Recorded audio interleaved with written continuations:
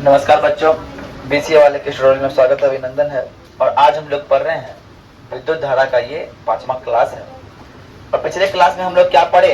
पिछले क्लास में हम लोग पढ़े थे प्रतिरोध के बारे में। किस बारे में पढ़े थे? प्रतिरोध के बारे में। प्रतिरोध किसे कहते हैं, है ना? तो प्रतिरोध कहते किसे हैं ये पता था।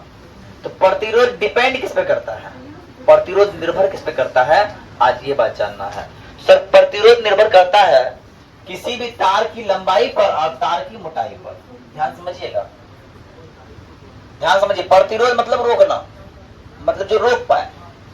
अगर तार की लंबाई बढ़ा दीजिए, ध्यान समझिएगा, तार पतला और इतना मोटा तार, पतला पाइप था, इसको और लंबा करते पतला होते जाएगा, पतला होते जाएगा, तो जगह क्या होगा, छोटा हो जाएगा। इससे कोई चीज गुजरने में टाइम लगेगा, और लगेगा कि नहीं लगेगा? लेकिन एक काम करो, इसके क्षेत्रफल को और मोटाई बड़ा कर दो, तो जल्दी गुजर जाएगा, है क्या ना? जल्दी गुजरना मतलब कम प्रतिरोधकता, और जल्दी लेट से गुजरना मतलब अधिक प्रतिरोधकता। जो रोक के रख सके जितना समय, प्रतिरोधकता उतना, जो जाने दे वो प्रतिरोधकता कम। ध्यान समझिए, अगर हम तार की लंबाई को बढ़ाते हैं तो प्रतिरोधकता उसके समानुपाती होती है, मतलब तार की लंबाई बढ़ेगा तो प्रतिरोधकता भी। लेकिन तार की मोटाई बढ़ाने पर क्या होता है, अनुप्रस्थ काट का क्षेत्रफल व्युत्क्रमानुपाती होता है। मतलब तार का क्षेत्रफल हम बढ़ाएंगे, मोटाई बढ़ाएंगे तो प्रतिरोध क्या हो जाएगा, कम होगा। क्या होगा, कम होगा। इस दो इक्वेशन से क्या दिख रहा है, आर समानुपाती यहाँ से एल गुना 1/a, तो क्या हो गया, L/a हो गया। क्या करते उसके हम बताए हैं, समानुपाती घटाने के लिए कोई न कोई कांस्टेंट लाना पड़ता है। बराबर समानुपाती के लिए एक रो नाम का कांस्टेंट लाए, और इस रो को हम लोग क्या बोल दिए, प्रतिरोधकता बोल दिए। क्या बोल दिए, प्रतिरोधकता। ध्यान समझिए, हम आर कांस्टेंट लाए थे ओम के नियम में, वो बन गया प्रतिरोध। लेकिन प्रतिरोध में यहाँ पे एक कांस्टेंट लाए हैं रो, वो हो गया प्रतिरोधकता। और प्रतिरोधकता क्या हो गया, रो बराबर, और इसका फॉर्मूला क्या हो जाएगा, RA/L। अगर कहीं किसी भी तार का प्रतिरोधकता दिया रहे, उसका क्षेत्रफल दिया रहे, उसकी लंबाई दिया रहे, तो हम सर क्या निकाल सकते हैं, उसकी प्रतिरोधकता निकाल सकते हैं। और सर प्रतिरोध का मात्रक ओम होता था, प्रतिरोध का मात्रक क्या होता था, ओम। लेकिन प्रतिरोधकता का मात्रक ओम मीटर होगा। क्या होगा, क्या होगा, ओम मीटर। बात समझ में आई? प्रतिरोध का मात्रक क्या होता है, प्रतिरोध का मात्रक ओम, और प्रतिरोधकता का ओम मीटर। प्रतिरोध का ओम, प्रतिरोधकता का ओम मीटर, विभवांतर का वोल्ट, है ना? विभवांतर का मात्रक वोल्ट, विभव का मात्रक वोल्ट, है क्या ना? विभवांतर का मात्रक वोल्ट, विभव का मात्रक वोल्ट। वोल्ट बराबर वोल्ट, 1 वोल्ट कितना होता है, 1 वोल्ट डिफाइन किए थे, याद करो, 1 जूल बट्टा J/C लिखे थे, याद है, जूल पर कूलम।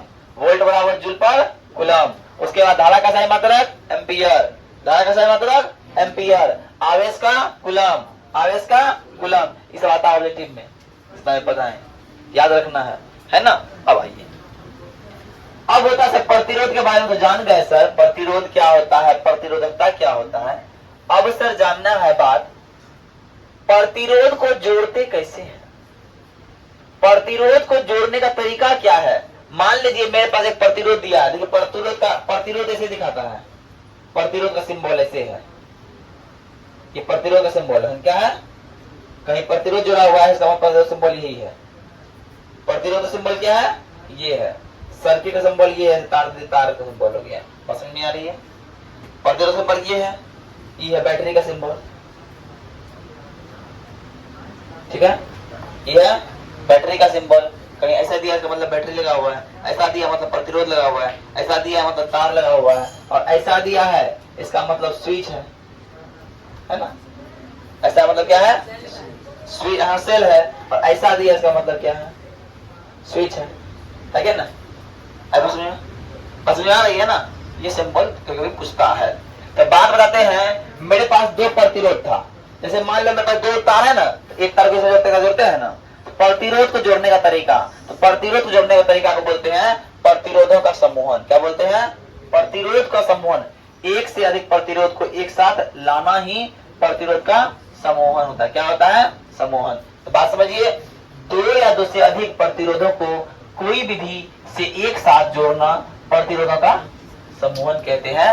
इसे दो तरीके से कर सकते हैं, एक श्रेणी क्रम से और एक समांतर क्रम से। एक श्रेणी क्रम से और एक समांतर क्रम से। और श्रेणी क्रम में क्या होता है, श्रेणी क्रम में जुड़े समतुल्यों का प्रतिरोध, सभी का जितना जोड़ का योग जो है, समतुल्यों का प्रतिरोध उन प्रतिरोध के अलग अलग प्रतिरोध के योग के बराबर होता है। ये बात बोलता है श्रेणी क्रम। इसको प्रूफ करेंगे यहाँ पे, इसको अभी प्रूफ करेंगे। वो हम मिटाते हैं, उतारिए पे तब प्रूफ करेंगे। देखिए हम बताएं कि श्रेणी क्रम में क्या होता है, सम्मोहन जब भी करते हैं श्रेणी क्रम सम्मोहन।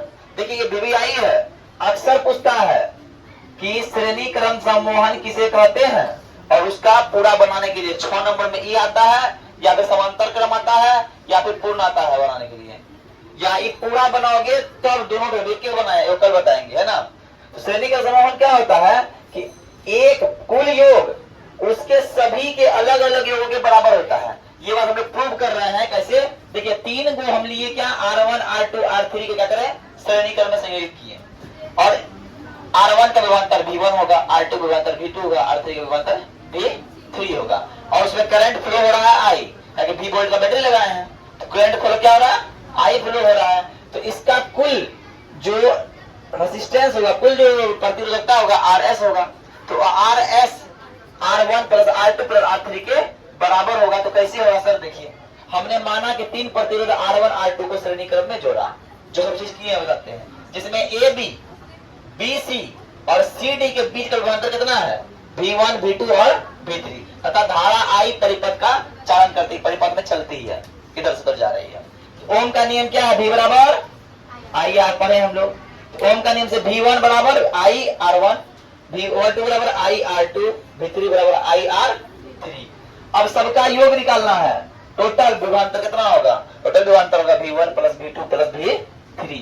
भैया V का भी रखने, R V1 का मान, V2 का मान, V3 का मान बैठा दिए। सब में कॉमन क्या आ रहा है, कॉमन आ रहा है I आ रहा है कॉमन I। R तो अलग अलग है, R1 है, R2 R3 है, I ले लिए और R1 प्लस R2 3, और इधर गुना भागा में V बट्टा I, और V बट्टा I क्या हो जाता है, बताओ। R का फॉर्मूला था V बट्टा I, प्रतिरोध का फॉर्मूला ना, क्या हो गया R, और RS क्या हो गया, श्रेणी क्रम में है। श्रेणी क्रम में बोलते हैं सीरीज, सीरीज के लिए हो गया RS बराबर क्या हो गया, R1 plus R2 plus R3। यहाँ 3 को संयोजित किया ऐसा हो गया। यदि n नंबर ऑफ प्रतिरोध जोड़ दे, 1 2 3 4 5 6 7 8 9 10 जोड़ते रहे, अनंत जोड़ते रहे, तो उसका क्या होगा, प्रतिरोध RS बराबर R1 plus R2 plus R3 plus R4 dot dot dot RN तक जाएगा। ये मेरा हो गया आज के लिए, इतना ही। जय हिंद, जय भारत। आप लोग अच्छा से पढ़िए और याद करके आइए, ठीक है ना। 2 बजे भी आना है, ठीक है।